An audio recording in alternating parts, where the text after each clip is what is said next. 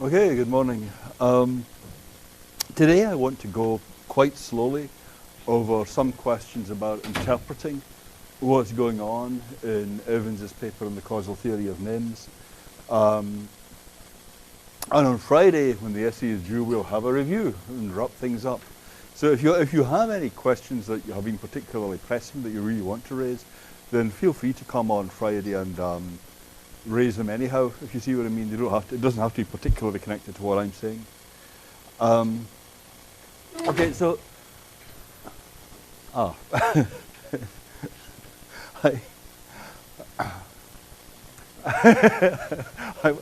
want to start out by talking about Evans's notion of a dominant source of information, and then I guess I'll talk about it again. I want to take quite slowly this notion of a dominant source of information. And what I'd like to do in the second section is not so much try to give a decisive resolution of these questions, but connect them to some other problems. So let's start out. There's this notion of a dossier that I've been using, your body of information relating to a person. And one way to think of what a dossier is, I said, well, it's like you've got a cardboard file on the person, yeah? All your information about that person. A way of thinking it is to think about these kind of inferences. B is F, A is G, B is both F and G. Suppose that B and A do in fact refer to the same person or the same thing. Is this inference valid? Is it A valid? Put your hand up if it's A valid. Or B invalid. The official answer is invalid, but I think that there are things you could say in defense of the idea that it's valid. Does anyone want to argue that? Intuitively, the reason this doesn't seem valid is if you don't know that Clark Kent is Superman, and I'm arguing Clark Kent is this, Clark Kent is that, Superman is this, therefore Superman has all these characteristics, you're going to say to me that argument doesn't work. Yeah? There's a premise. Clark is Superman. You see what I mean? I think that's the way you'd operate with the notion of a valid argument intuitively. On the other hand, now watch this very carefully. If I say B is F and B is G, is B both F and G? Does that follow logically? Put your hand up if that's valid. Yes, that is right answer. That one's valid. So there you go. Invalid, valid. Right? So you can say that this kind of inference just trades an identity. You don't need a separate premise asserting that these two signs refer to the same thing. You don't need a separate premise asserting identity. That's okay? You just use the identity and move straight through to the conclusion. So you could say a dossier is a body of propositions where if you've got a single dossier on a person, then you can trade in the identity freely throughout in reasoning using your dossier. You see what I mean? If you've got another dossier that in fact is in the same person, what makes that a different dossier is not that it's about a different person, because it's about the same person, but that you can't freely trade in the identity of the object in reasoning backwards and forwards from information in each of the dossiers. That should be fairly straightforward. Is that? If I'm explaining it correctly. It is, I mean, it is fairly straightforward. It's possible that I'm making it sound more complicated than it is. Okay? Okay, so let's just say what a dossier is. So in these terms, you could think of acquaintance with an object as a way of being connected to the object that lets you generate a dossier on it. Yeah? So that's where causal connections would come in. That's going to give you a body of knowledge of the object such that you can trade an identity backwards and forwards between all the information in your dossier. Right? That's all right too? Okay. So that would be acquaintance and how knowledge and causation hook up to the talk of dossiers. And now here's a really intriguing remark that Evans makes.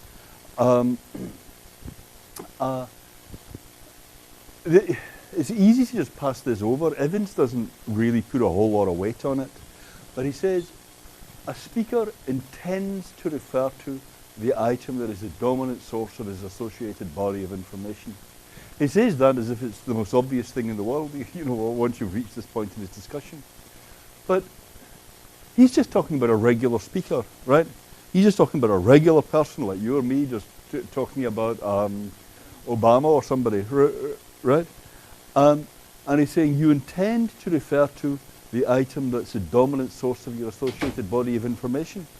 Well, you might never have heard of the idea of a dominant source, right? You just take a regular newscaster or just anyone talking about Obama, they intend to refer to the item that's the dominant source of their associated body of information.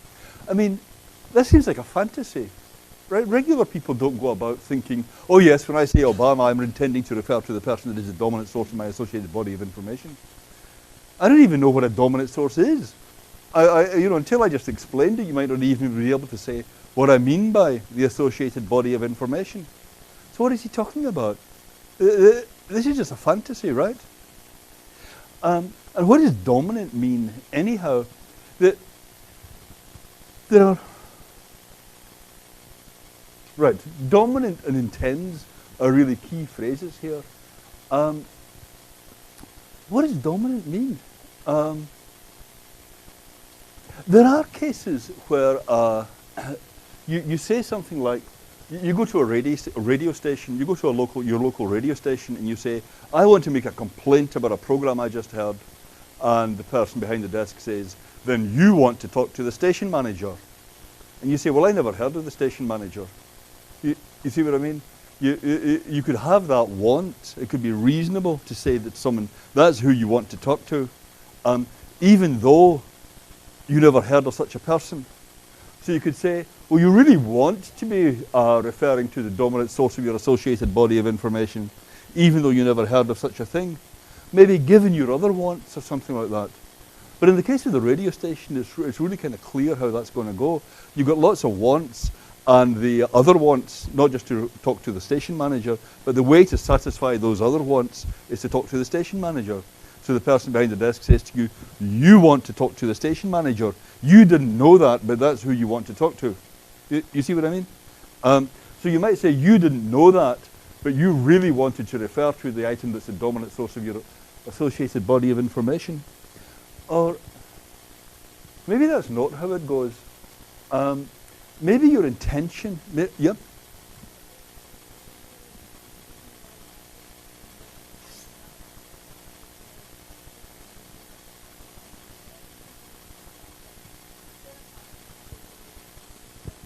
Uh-huh.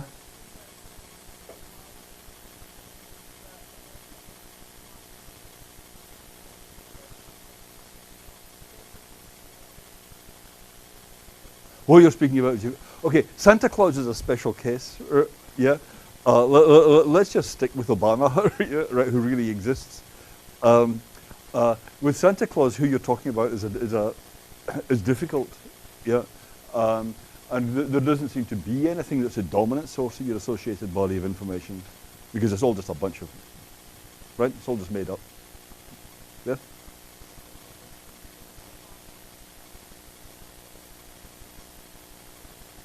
Right, that's right. That's right. Right. But the question is, how are you doing that? Evans's picture of what's going on is, when you pick out Obama, that seems like the most straightforward thing in the world, right? There's your sign, Obama, and there's the man, right? But the connect is, there's this body of information associated with your use of the sign, and you're intending to refer to whoever's the dominant source of that body of information. But that's really a fancy intellectual thing to do, isn't it? I mean, most people don't do that stuff, right? But they manage to refer to Obama just fine. So what is he talking about when he says you're intending to refer to the item that's the dominant source of your body of information? On the other hand, maybe he means you to take this really seriously.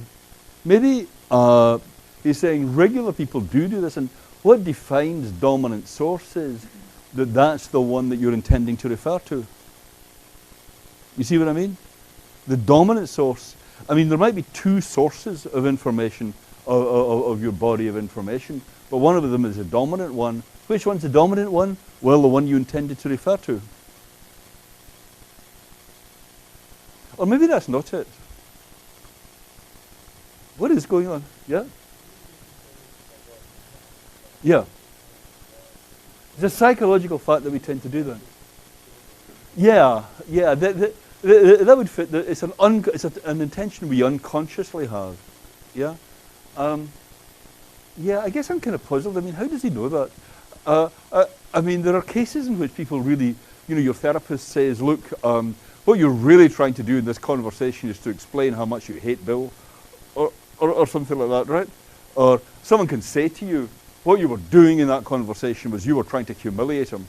And I said, is that what I was trying to do? I wasn't trying to do that, was I? You see what I mean? You can say, yeah, I had that intention unconsciously, but you can't bring it to consciousness. So in that kind of picture, your therapist should be able to say, yeah, when you were using that sign, you were all along intending to refer to the dominant source of your associated body of information. I mean, you might think, well, I don't even know what it means, right? Let alone have the intention to do that. Very good, yeah. You know the word, but sure. That's very good. I guess something like that. I guess Evans probably has that in mind, that that's maybe why he takes it for granted, that he thinks if he's explained his theory so clearly so far, yeah, that you're going to say, oh yes, right, of course, that's what I meant to do all along. Yeah, but I guess that's not really so clear to me. Look, notice that way of putting it presupposes that you know what dominant is independently of intend. You see what I mean? Anything else? Any other first suggestions in this? Yep.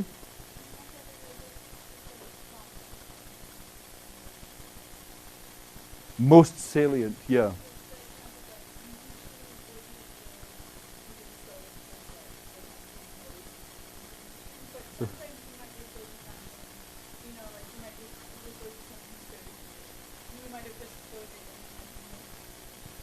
Right.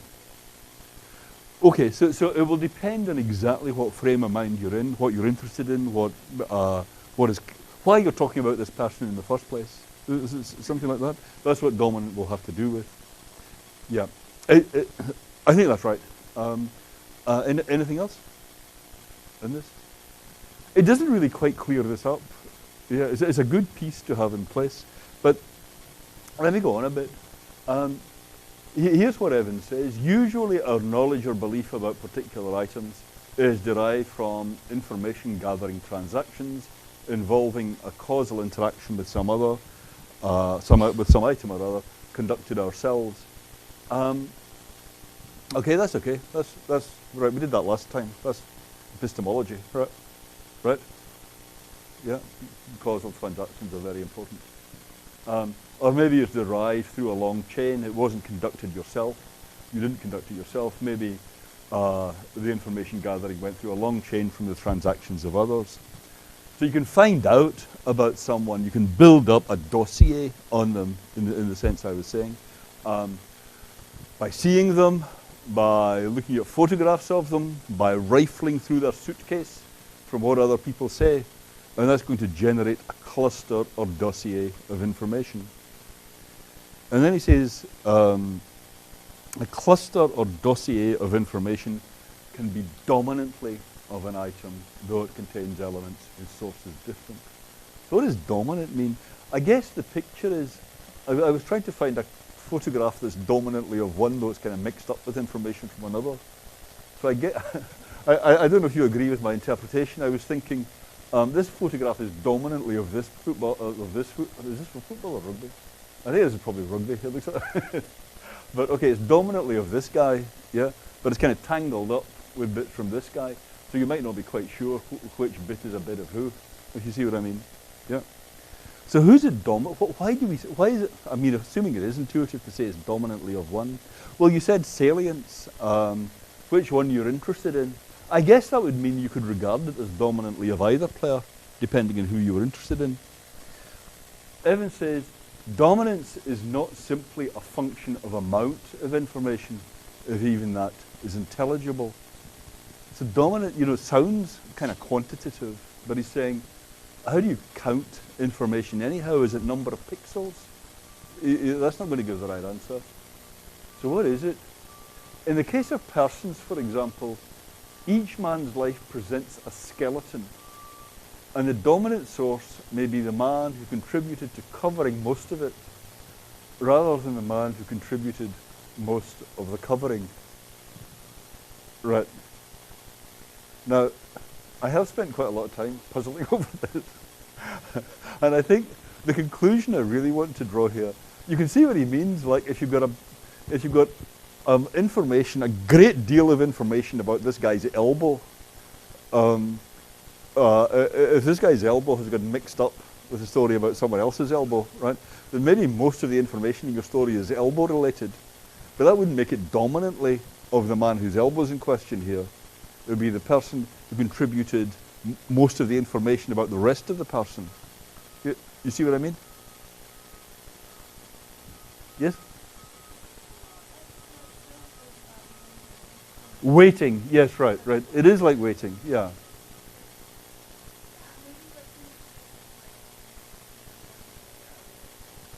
That's right.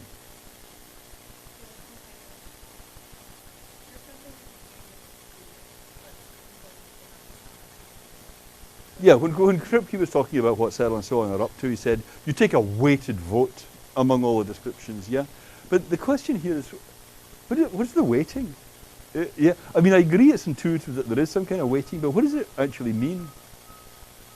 I mean, you can't just say, well, waiting is waiting. If you see what I mean. But, yeah?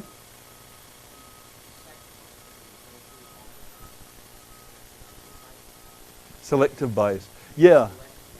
Right. Yeah. Right. That would connect to salience, right? We're interested in something. And this makes it like the radio station thing. You've got this background of interests, right? When you go to the radio station, that... Can you hear that too? Okay. Okay. You've got this background of interests when you go to the radio station, and that's why you say you want to be talking about this one. You've got this background of interests when you look at this photo, and that's why you say you want the dominant one is this one rather than that one. It's a reflection of your background interests. Yeah? Okay.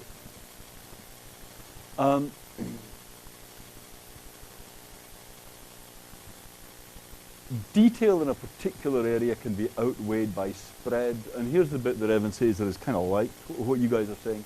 Also, the believer's reasons for being interested in the item at all will weigh. Okay?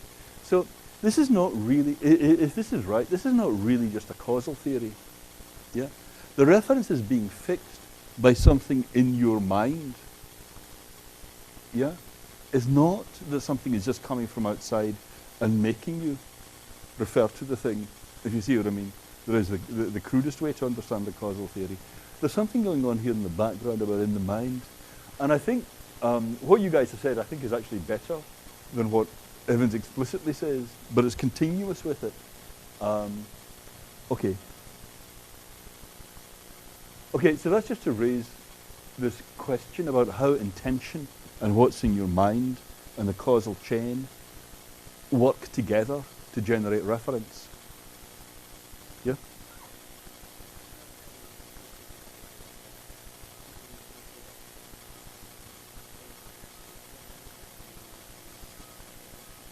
Meaning is somehow in the head. He certainly doesn't want to say meaning is in the head. There's a striking remark he makes.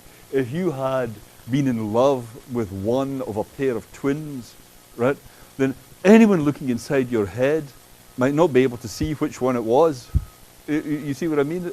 You can only see which one it was by looking at your history of causal interactions with one rather than the other. Yeah. So he really doesn't want a picture where if God looks into your mind, then God can tell exactly which person you're thinking about. God can't tell that by just looking into your mind. You can only get that by looking at the causal connections. Yeah. But the intriguing thing here is that there is something coming in that has to do with interests or salience or something from the head, something goal-oriented, something that has to do with what your background intentions and interests are. Yeah? That's how it seems. Perfectly clear? Okay, well, I want to connect this. I just think this is intrinsically interesting. I mean, when we were talking about epistemology last time, that's how this relates to a broader philosophical landscape. This kind of question relates to an issue that comes up very often in science. Evans's kind of picture clearly applies to water and natural kind terms. Right? It applies to twin Earth cases. That's okay? So on twin Earth, they've got a dossier of information, creating an identity about the substance that they associate with the word water. On Earth, we've got a similar dossier about our stuff. On Earth, the dominant source of all that water-related information is H2O.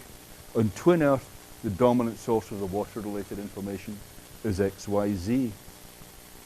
And what we said about this case is if you travel from one planet to the other, then the dominant source of your information will shift, right? And that's what happens in the Spot case and the Madagascar case. Yeah? The dominant source of your information is shifting.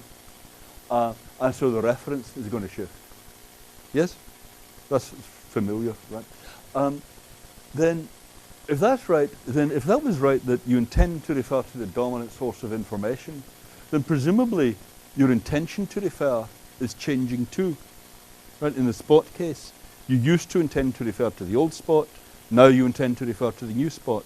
You used to intend to refer to H2O, but after you spend a few years on twin Earth, now you intend to refer to XYZ.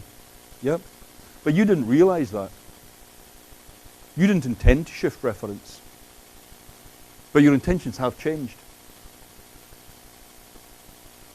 Yeah? Yep.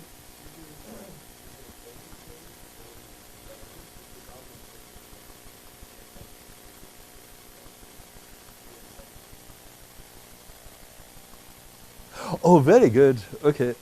What you mean is this intention is one that you have uniformly for any reference you make, right?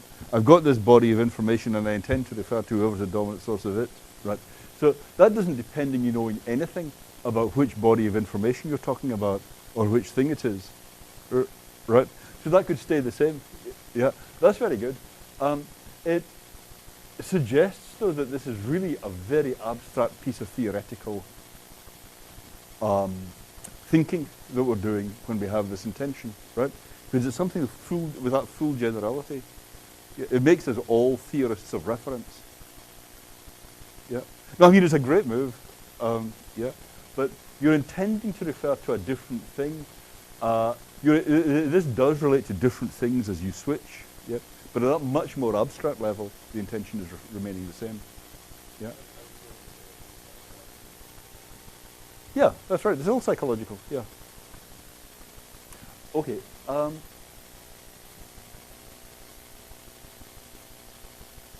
you could have unintended shifts of reference and shifts in which thing it is that your intention is picking out if your dominant source shifts without you realizing it. Okay, I want to pan back. Yep.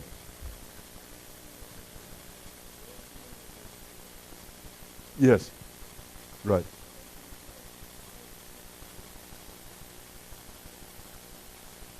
That's right. You intended to be referring to the same thing throughout. Yeah, that's right. That's right. But the way I was putting it was, you're now, it follows from this, this remark that I was highlighting, it follows from this that you're now intending to refer to a different thing because the dominant source has in fact changed. Yeah. So in that sense of intention in which, well, you want to see the station manager, who you want to be referring to has changed, yeah, though you don't realize it. But the point the last questioner made, which I think is excellent, is there's still that more abstract level at which your intention remains the same. Yep, yeah. There was someone else. Oh, okay. Is that okay? Yes. Okay. Okay, so we did all this stuff on schizophrenia. Sorry, we didn't do all this stuff on schizophrenia. We did all this stuff on something else, on natural kinds, right? So suppose you ask the question, how does a term like schizophrenia work, or depression? Are these natural kind terms like water? Can you put your hand up? What's your hunch? Can you say it? One requires human interpretation. That's right. But, I think that's right. But, well, actually, no, wait a minute. They both require human interpretation. Is that right? Okay, that would be a way of saying schizophrenia is not a natural kind. Yeah? I mean, a way of thinking, one way to raise the question is, would there have been schizophrenia among the cavemen? Yeah, when nobody was, there weren't any, presumably there weren't any psychiatrists. No. That's right. I was once at a conference in psychiatry, and at the break, I was talking to two psychiatrists, and I asked them, would there have been schizophrenia among the cavemen? And at the same moment, one said no, and the other one said yes. But if you're inclined to say no, that would suggest it's something we project onto people. Yeah. If you're inclined to say yes, that would suggest it's a natural kind of category that's out there anyhow. You see what I mean? No, I think people really don't know. You know, I think experts disagree. Yeah. I'm just asking you, what's your hunch? Yeah, because it's an important question. Let me just run with this example a little bit. How far can you assimilate this to a term like water? What kind of issues come up?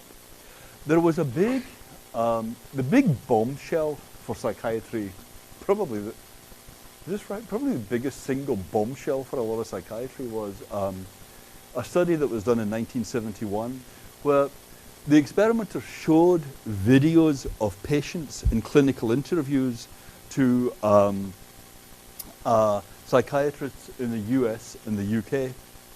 And at that point, I mean, the US and the UK were like they are now. You know, you take it as one research community.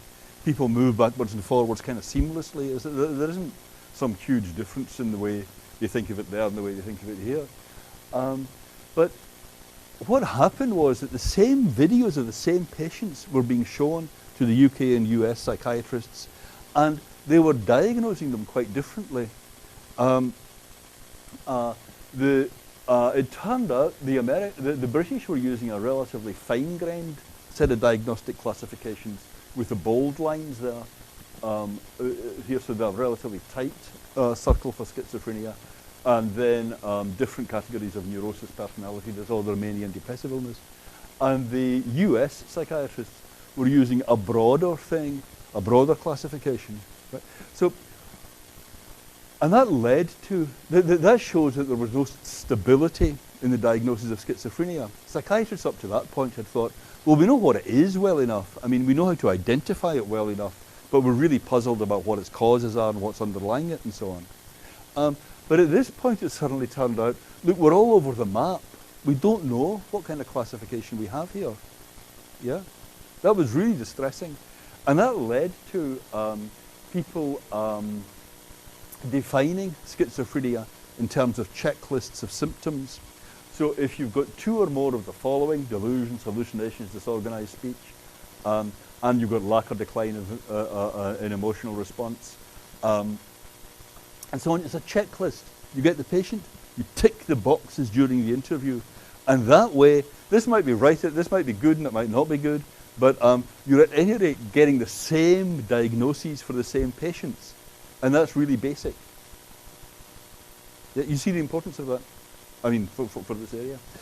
Okay, the general point here is, there was a period when I was a teenager, I seem to be telling you a lot of reminiscences in this one, but anyway, when I was a teenager, there was a period when all the people I knew were playing darts, and I was never very good at darts, so being of a scholarly cast of mind, I got a book on how to play darts, and I got the following valuable piece of information about it. When you're playing darts, apparently, what you want to do is you get 3 darts, right? And that's right? You guys know what darts is? Okay. You get 3 darts and you throw them at the board, and the first thing you've got to do is get all your darts in the same place. It doesn't matter if it's out here or if it's up there or if it's in the center. Just get your 3 darts in the same place. And then once you've got your 3 darts in the same place, once you're reliably good at getting your 3 darts in the same place, then you can move it about, if you see what I mean. Then if you're getting them always right down here, you can start moving it up a bit. But the first thing you've got to do is get all your 3 darts in the same place. Right? Now this was of no help at all in playing darts, because I very rarely hit the board at all, but to this day. But it's a good analogy for what is going on with lots of scientific classifications. Because what you've got to do with the schizophrenia thing is get the same people being diagnosed as schizophrenic or not schizophrenic.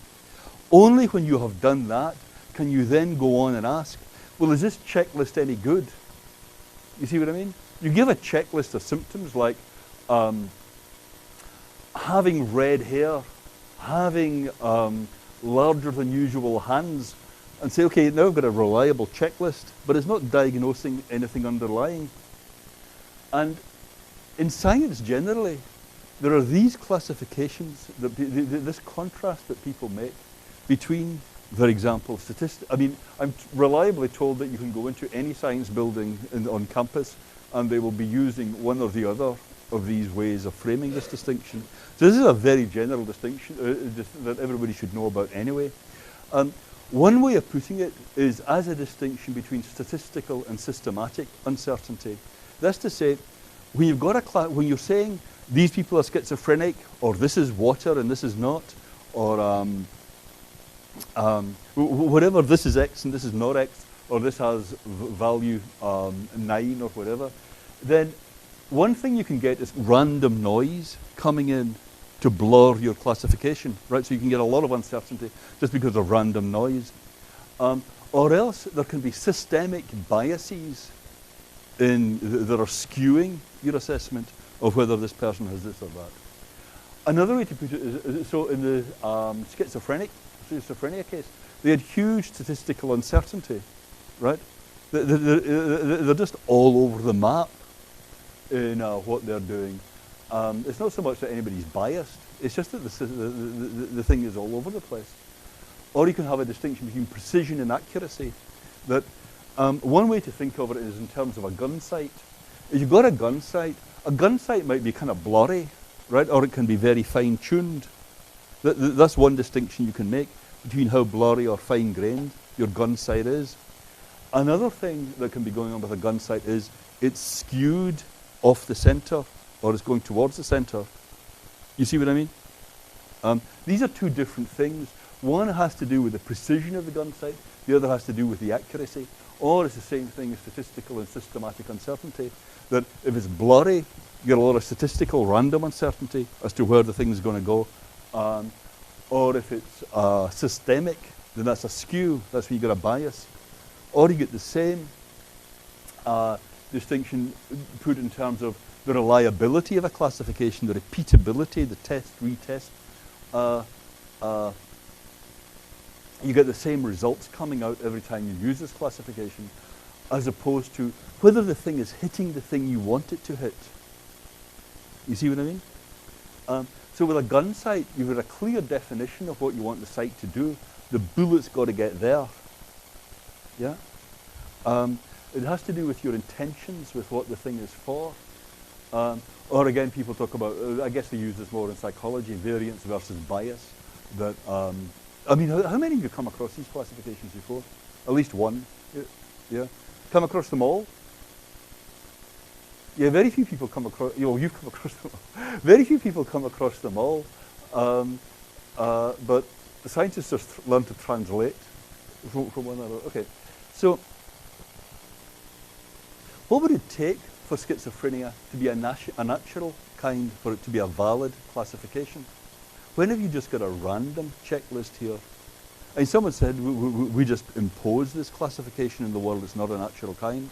But what would it take for something like this to be the right way of classifying schizophrenics? Yeah? They all have it in common. They all have what in common? I mean, they're all going to have these symptoms in common. But what is it that you all want them all to have in common? You see...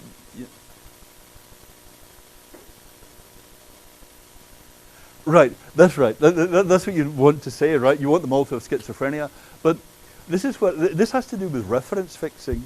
You see what I mean? You want them all to have schizophrenia, but the question is, what's that? How do I think of that? And one picture would be, there's a dominant source out there, whether I know it or not. Yeah? And that dominant source makes itself the thing I'm trying to think about. Yeah? Or you could say, well, I intend to be, what you just said, I intend to be picking out the schizophrenics. But that's not really, that doesn't help, right? We don't know what that is yet. Yeah?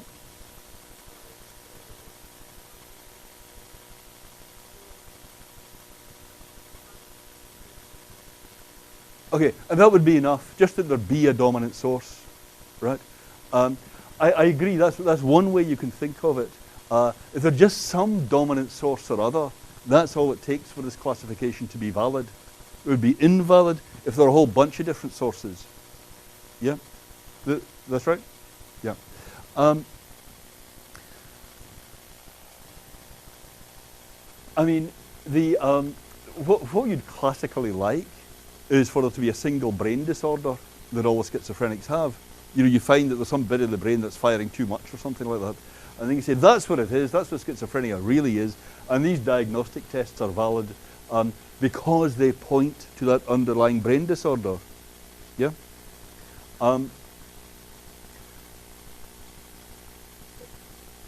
There are that is a way of putting it that lets intention and salience back out of the picture. Right? We don't want intention or salience here. All that matters is that there be one dominant source or other out there. Yeah. Another way to think of it is, it's not enough that there be one dominant source. Suppose what is going on with these symptoms is that aliens actually periodically take possession of people, yeah, and they make them do that stuff. Their brains are fine, yeah. They're just being temporarily controlled by aliens, yeah. Would that still be a valid classification? You say, oh yes, that's still a psychiatric disorder. It's not at all the kind of classification we thought it was. Yeah, it's a different kind of classification.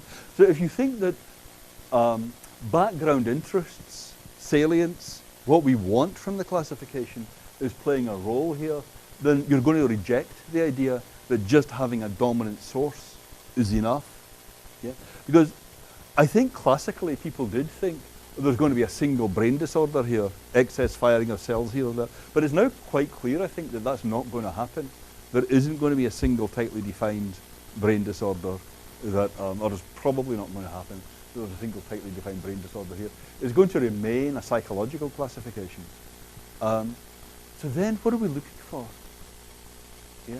And here's another case. Another case is intelligence.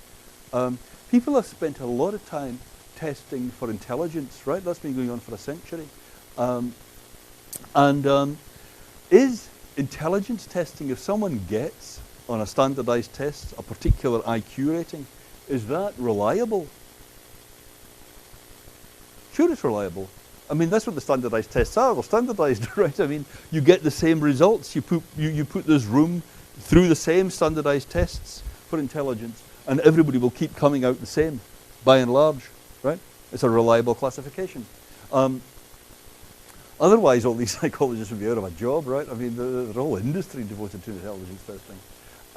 But is the classification valid? I mean, there's not going to, you'd have to be very optimistic to say there's going to be some brain basis for intelligence. You know, the intelligence involves so many different parts of the brain. But is that going to be a valid classification?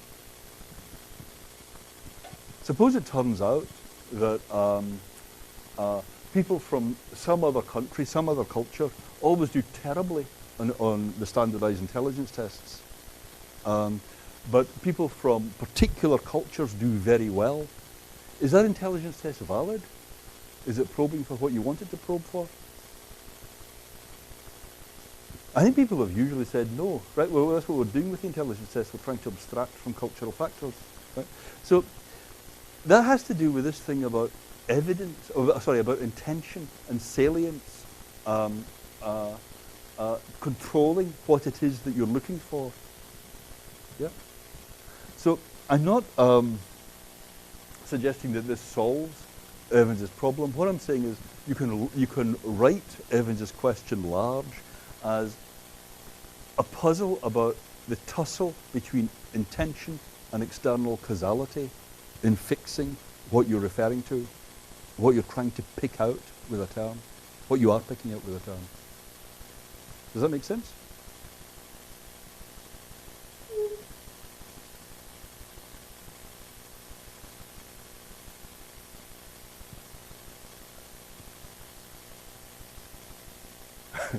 I don't know if I've explained this very well. I get the impression you see my point, but you don't see the point of my point. Is that a correct summary? Yeah.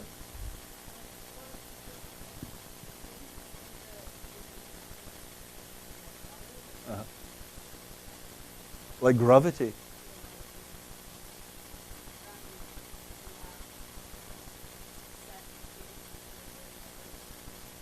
Yes, very good. Yeah.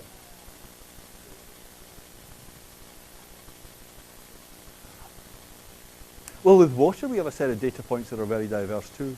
You know, we have when the thing we have boiling point, melting point. We have what dissolves in it, how it reacts with other substances. Yeah, we have a whole bunch of data points there, don't we? Yep.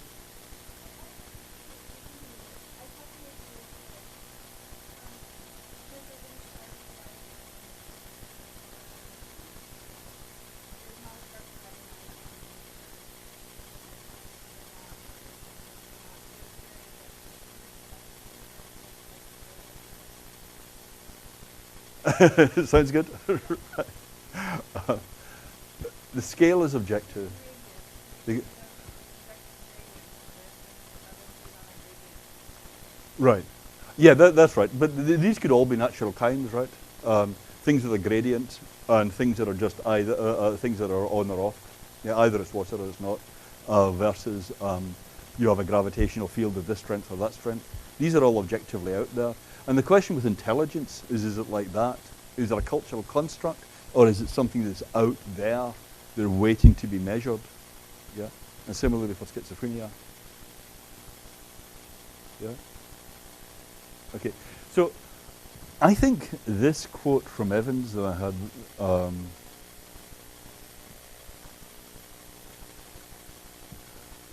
I think this is really an interesting quote because it has that balance between what's going on with your intentions, how much what's salient to you and so on is fixing the reference, and how much some external causal factors are fixing the reference, whether you like it or not. Yeah.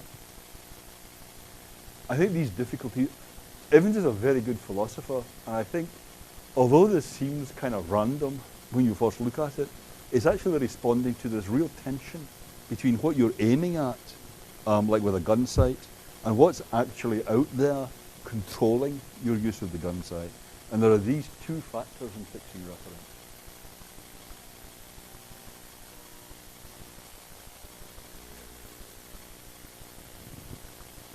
Okay? Okay.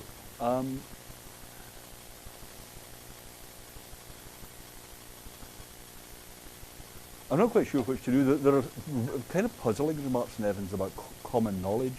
We could either talk about them a little bit if you guys have been, if anyone's been struggling with the remarks on common knowledge, or else we could look a bit more at informative identities. Preference? Common knowledge? Informative identities? Pack up now? Okay. I think let's talk a little bit about common knowledge, and we can maybe do informative identities another time. Okay, so Evans says, well, Napoleon refers to the dominant source of information associated with the name. And as if it's much the same thing, he says, the speaker intends to refer to the item that's the dominant source of the associated body of information. And then he says, the success in reference, whether you manage to refer in any particular case when you're using the term, is intended to rely on common knowledge between speaker and hearer that the name has been used to refer to the thing by members of your community, not upon common knowledge or satisfaction of some predicate. So if we focus just on this center paragraph, what is he talking about? Common knowledge between speaker and hearer. If I'm using the name Napoleon to refer to the dominant source of my information, and you're using Napoleon to refer to the dominant source of your information, is that enough for what he's talking about here? Yep.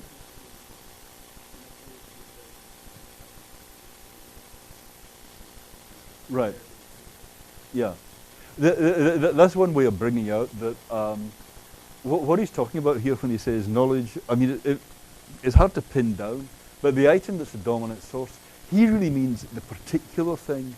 I mean, that he doesn't just mean, well, I know that you're referring to whoever's the dominant source of your information, and you know that I'm referring to whoever's the dominant source of my information.